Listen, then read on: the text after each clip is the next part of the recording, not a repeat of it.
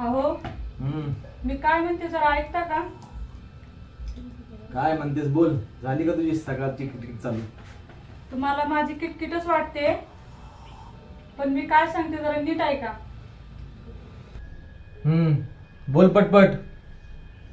दूध घेऊन जायचंय, पाण्याची बारी आहे, उद्या त्या बाळाची बारी आहे. आजच्याच पाणी भरून झालं पाहिजे. अहो दिवाळी झाली, तुळशीचे लग्न लागले, आपल्या सरीचं बघा जरा. कांद्याच्या अरणीत पाणी शिरलं आणि सगळी कांदे सोडून गेले, आणि कांद्याबरोबर आपली स्वप्नही सडली. कांद्याचं बियाण्यासाठी तुझ्या गळ्यातलं घाण ठेवलं, ते अजून सोडवलं नाही. त्यात पोरीचं लगीन म्हणतीस. एक तर आधीच डोक्यावर लई नाही. मला बी ठाव आहे, पण लोकांच्या पुरी पोरींचं ऐकलं ना की काळजात नुसती धडकी भरते. अगं आपली सरी तशी नाही. मला बी ठाव आहे, पण पाय घसरायला वेळ लागत नाही बरं. मी काय सांगते ते नीट ऐका. पण आपल्या सरीला शेतकऱ्याला द्यायचं नाही बरं. तू नाही का केलंस शेतकऱ्या संग लगीन? आपल्या जे वाट्याला दुःख आलं ते लेकराच्या वाट्याला नको यायला, म्हणून म्हणले. हे आपलं झालं, पण सरी त्याच्याही कानावर घालायला पाहिजे ना. हो विचारा तिला. सरे, हे सरे, काय हो दादा, औंदा लगीन करायचंय तुझं. एवढी कशाची घाई लागलीये? गेल्या वर्षीच तर माझी शाळा संपली ना. करू की 1-2 वर्षांनी. ये बस इथं.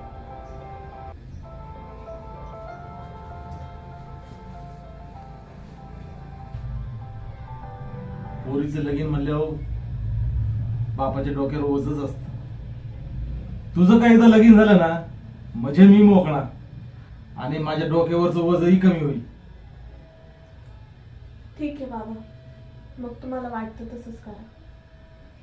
अगं आम्ही बघतोय लोकांच्या मुला मुलींचं कसं चाललंय ते. अगं आई, मी कधी खांद्यावरची ओढणी पण खाली सरकू दिली नाही. आणि तुम्हाला कसं वाटतं मी तुमच्या तोंडाला काळं फाशील? तुम्ही ज्या पोराला म्हणाल त्या पोराशी मी लगीन करायला तयार आहे.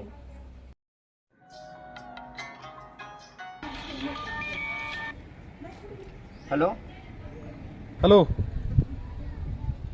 विठ्ठल, मी सुधाकर बोलतोय. हां बोला ना साहेब. अरे आपल्या लग्नाचं लग्न करायचंय. गावाकडे मुलगी आहे का बघ ना, पण मुलगी शिकलेली पाहिजे. हां हां बरं सांगतो, विचारून पाहतो, मग तुम्हाला तसा कॉल करतो. मी तुझ्या फोनची वाट बघतो. ठीक आहे, ओके.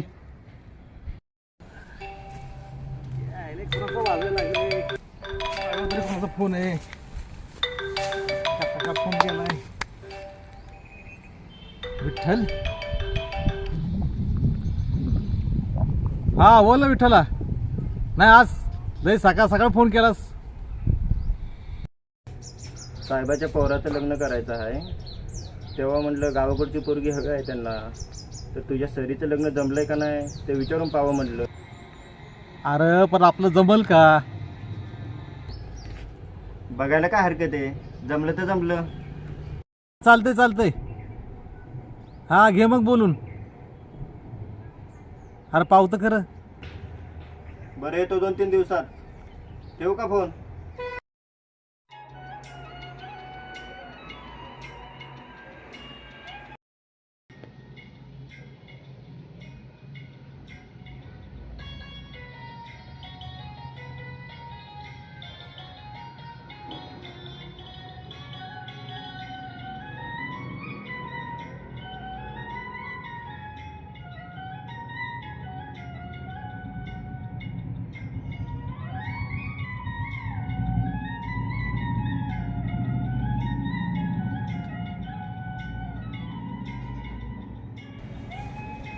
अगे हो विठ्ठलचा फोन आला होता. हा काय म्हणाले ते? हे मोठ्या घरचा पोरगा आहे, अगं बाई. हा तो आपल्या सरीला बघायला येणार आहे. दिवशी सरीला ओळखून ठेवायला सांग. बरं बरं. अगं बाई, बरं झालं, देवच पावलं म्हणायचं की. हे बघ, नवनासाठी आपण गावातली मुलगी बघतोय, हा. गावाकडली. आणि माझं विठ्ठलशी बोलणं पण झालंय. त्यांनी चांगलं स्थळ दाखवले. मुलगी शिकलेली आहे आणि संस्कारी आहे. तुमचा मित्र विठ्ठल ना? हो. अच्छा. हम्म. तो पण शेतकरी आहे ना? हो, शेतकरी आहे. मग तुम्हाला एवढं माहितीये, आपला नाविन्य आता शहरामध्ये राहतोय, लहानाचा मोठा तो इकडेच झालाय.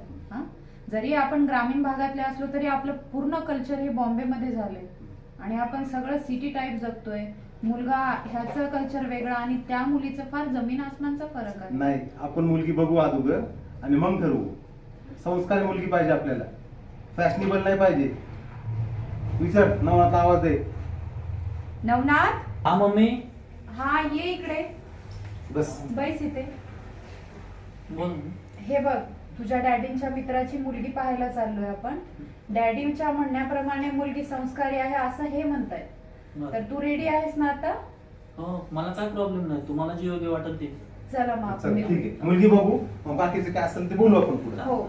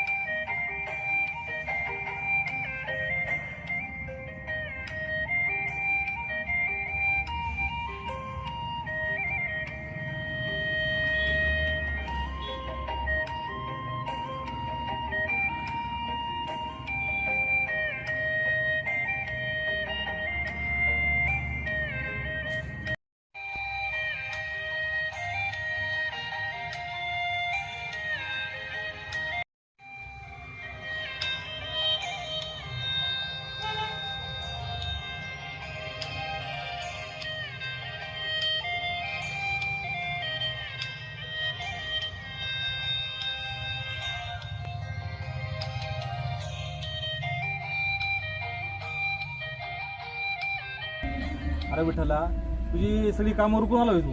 हो, कधी झाले काम? हा का? बर बर बर. शांताराम, पाहुणे आले वाटतं. नमस्कार नमस्कार, या या. नमस्कार, या बसा. लक्ष द्या तिकडे, मी आत बघतो. ठीक आहे, त्या पाण्याचं बघ. कसा झाला प्रवास? एकदम मजेत.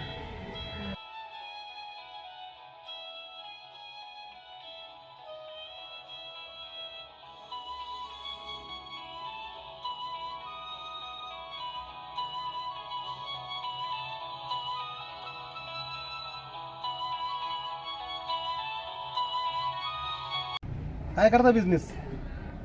अहो, बिझनेस कसला? शेतकरी माणूस मी, शेती करतो. शेती?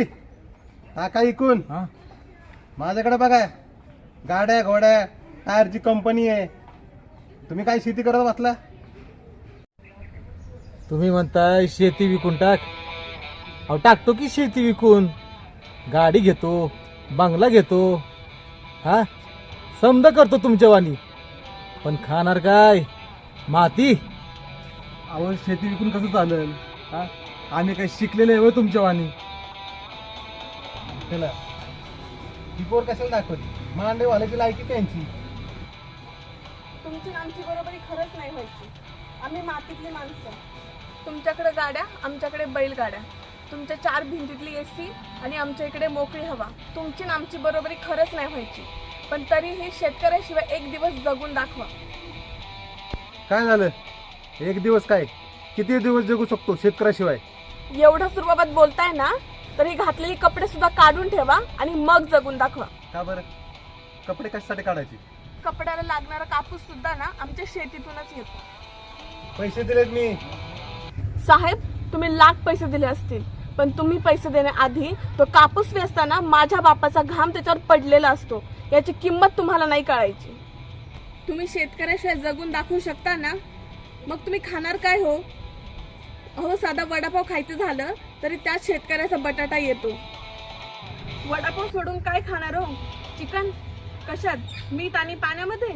आणि कसली कंपनी बोलला तो तुम्ही? टायरची कंपनी. टायर बसवल्यावर निर्जीव गाड्या रस्त्यावर पळतात, पण माझ्या शेतकऱ्यांनी पिकवलेलं खाऊन सजीव माणसं रस्त्यावर चालतात. आता सांगा, तुमची आणि आमची बरोबरी कशी होईल? अहो साहेब, तुम्ही शेतकऱ्याला गरीब समजता ना? छत्रपती शिवाजी महाराजांनंतर जर कुणाला राजा म्हटलं जातं ना, तर तो माझा बळी राजा आहे. आणि मला या गोष्टीचा सार्थ अभिमान आहे की मी एका शेतकऱ्याच्या कुटुंबात जन्माला आले. चुकलं माझं.